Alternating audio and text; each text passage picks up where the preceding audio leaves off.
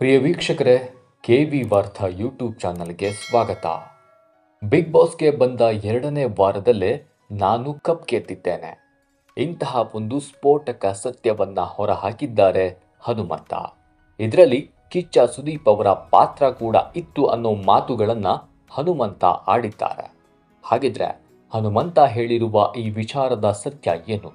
ಹನುಮಂತ ಯಾಕಾಗಿ ಈ ಮಾತನ್ನ ಆಡಿದ್ರು? ಬಿಗ್ ಬಾಸ್ ಮೊದಲೇ ಫಿಕ್ಸ್ ಆಗಿತ್ತಾ ಹನುಮಂತನಿಗೆ ಗೆಲುವು ಖಚಿತಾನಾ? ಈ ವಿಡಿಯೋದಲ್ಲಿ ಈ ಎಲ್ಲ ವಿಚಾರಗಳ ಕುರಿತಾಗಿ ಡೀಟೇಲ್ ಆಗಿ ನೋಡ್ತಾ ಹೋಗೋಣ. ವಿಡಿಯೋವನ್ನ ಎಲ್ಲೂ ಕೂಡ ಮಿಸ್ ಮಾಡದೆ ಕಡೆತನಕ ನೋಡಿ. ಹಾಗೇನೆ ನೀವಿನ್ನೂ ಕೂಡ ಕೆವಿ ವಾರ್ತಾ ಯೂಟ್ಯೂಬ್ ಚಾನಲ್ಗೆ ಸಬ್ಸ್ಕ್ರೈಬ್ ಆಗಿಲ್ಲ ಅಂದರೆ ಈ ಕೂಡಲೇ ಸಬ್ಸ್ಕ್ರೈಬ್ ಆಗುವುದನ್ನು ಕೂಡ ಯಾವುದೇ ಕಾರಣಕ್ಕೂ ಮರಿಬೇಡಿ. ಬಿಗ್ ಬಾಸ್ನಲ್ಲಿ ಈಗ ಕೊನೆ ವಾರದ ಸಂಚಿಕೆಗಳು ಪ್ರಸಾರ ಆಗ್ತಾ ಇವೆ. ಫಿನಾಲೆ ನೋಡಲು ವೀಕ್ಷಕರು ಕಾದು ಕೂತಿದ್ದಾರೆ. ಯಾರ ಕೈಗೆ ಬಿಗ್ ಬಾಸ್ ಟ್ರೋಫಿ ಸೇರಲಿದೆ ಎಂಬ ಕೌತುಕ ದಿನದಿಂದ ದಿನಕ್ಕೆ ಹೆಚ್ಚಾಗ್ತಲೇ ಇದೆ. ಆದರೆ ಇದೆಲ್ಲದರ ಮಧ್ಯೆ ಹನುಮಂತ ತಾವು ಈಗಾಗಲೇ ಬಿಗ್ ಬಾಸ್ ಟ್ರೋಫಿಯನ್ನ ಗೆದ್ದಿರುವುದಾಗಿ ಘೋಷಿಸಿಕೊಂಡಿದ್ದಾರೆ. ಹಾಗಿದ್ರೆ ಹನುಮಂತನ ಈ ಮಾತಿನ ಒಳ ಮರ್ಮ ಏನು ಅಂತ ಈ ವಿಡಿಯೋದಲ್ಲಿ ನೋಡ್ತಾ ಹೋಗೋಣ. ಸಿಂಗರ್ ಹನುಮಂತು ಅವರಿಗೆ ಬಿಗ್ ಬಾಸ್ ಗೆಲ್ಲುವ ಎಲ್ಲ ಸಾಮರ್ಥ್ಯ ಇದೆ. ಅದರಲ್ಲಿ ಯಾವುದೇ ಅನುಮಾನ ಕೂಡ ಇಲ್ಲ. ಅವರೇ ಗೆಲ್ತಾರೆ ಎಂದು ಸೋಷಿಯಲ್ ಮೀಡಿಯಾದಲ್ಲಿ ಕೂಡ ಲಕ್ಷಾಂತರ ಮಂದಿ ತಮ್ಮ ಅಭಿಪ್ರಾಯವನ್ನ ತಿಳಿಸ್ತಾ ಇದ್ದಾರೆ. ಹಾಗಂತ ಹನುಮಂತನೇ ಗೆದ್ದು ಬಿಡಬಹುದು ಅನ್ನೋ ಗ್ಯಾರಂಟಿ ಕೂಡ ಇಲ್ಲ. ಯಾಕೆಂದ್ರೆ ತ್ರಿವಿಕ್ರಮ್, ಭವ್ಯಗೌಡ, ರಜತ್, ಉಗ್ರಂ ಮಂಜು, ಮೋಕ್ಷಿತಾ ಕೂಡ ಟಫ್ ಸ್ಪರ್ಧಿಗಳಾಗಿಯೇ ಫಿನಾಲೆಯನ್ನ ತಲುಪಿದ್ದಾರೆ. ಟ್ರೋಫಿ ಯಾರು ಗೆಲ್ತಾರೋ ಗೊತ್ತಿಲ್ಲ.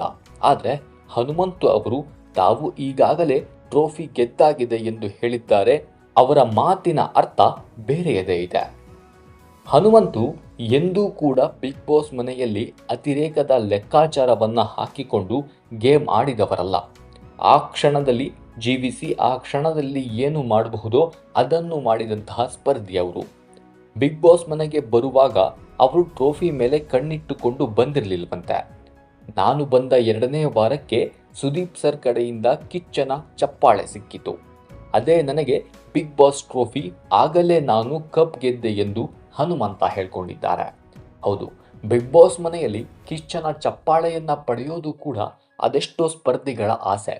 ಆದರೆ ಹನುಮಂತ ತಾನು ಬಿಗ್ ಬಾಸ್ ಮನೆಯೊಳಗೆ ಬಂದ ಕೇವಲ 2ನೇ ವಾರಕ್ಕೆ ಕಿಚ್ಚನ ಚಪ್ಪಾಳೆಯನ್ನ ಪಡೆದುಕೊಂಡಿದ್ರು. ಇದನ್ನೇ ಪ್ರಸ್ತಾಪಿಸಿರುವಂತಹ ಹನುಮಂತ, ನನಗೆ ಬಿಗ್ ಬಾಸ್ ಟ್ರೋಫಿಗಿಂತ ಕಿಚ್ಚನ ಚಪ್ಪಾಳೆಯೇ ದೊಡ್ಡದು. ಕಿಚ್ಚನ ಚಪ್ಪಾಳೆ ಸಿಕ್ಕಿದ್ರಿಂದ ನಾನು ಆಗಲೇನೆ ಬಿಗ್ ಬಾಸ್ ಟ್ರೋಫಿಯನ್ನ ಗೆದ್ದಿದ್ದೇನೆ ಅನ್ನೋ ಅರ್ಥದಲ್ಲಿ ಬಿಗ್ ಬಾಸ್ ಮನೆಯಲ್ಲಿ ಹೇಳಿಕೆಯನ್ನ ಕೊಟ್ಟಿದ್ದಾರೆ. ಇಡೀ ಬಿಗ್ ಬಾಸ್ ಮನೆಯಲ್ಲಿ ಒಬ್ಬೊಬ್ಬರ ಆಟ ಒಂದೊಂದು ರೀತಿ ಇರುತ್ತೆ. ಎಲ್ಲರೂ ವೈಯಕ್ತಿಕವಾಗಿ ದ್ವೇಷದ ಕಡೆಗೆ ಗಮನ ನೀಡ್ತಾರೆ. ಒಬ್ಬರನ್ನ ಇನ್ನೊಬ್ಬರು ಟಾರ್ಗೆಟ್ ಮಾಡಿಕೊಂಡು ಕಾಲ ಕಳೀತಾರೆ. ಆಟಕ್ಕಾಗಿ ಇನ್ನೊಬ್ಬರನ್ನ ತುಳಿಯಲು ಪ್ರಯತ್ನಿಸ್ತಾರೆ. ಇತರರ ಮೇಲೆ ಪಿತೂರಿಯನ್ನ ಮಾಡ್ತಾರೆ. ಆದರೆ ಹನುಮಂತ ಇಂಥ ಕೆಲಸ ಮಾಡಲೇ ಇಲ್ಲ. ಅವರದ್ದು ಏನಿದ್ದರೂ ನೇರ ನಡೆ, ನೇರ ನುಡಿ.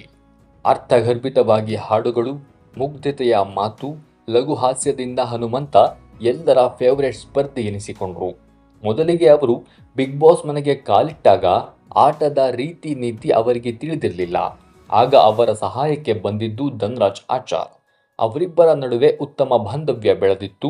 ಯಾರು ಎಲಿಮಿನೇಟ್ ಆದಾಗಲೂ ಹನುಮಂತ ಕಣ್ಣೀರನ್ನ ಹಾಕಿರಲಿಲ್ಲ.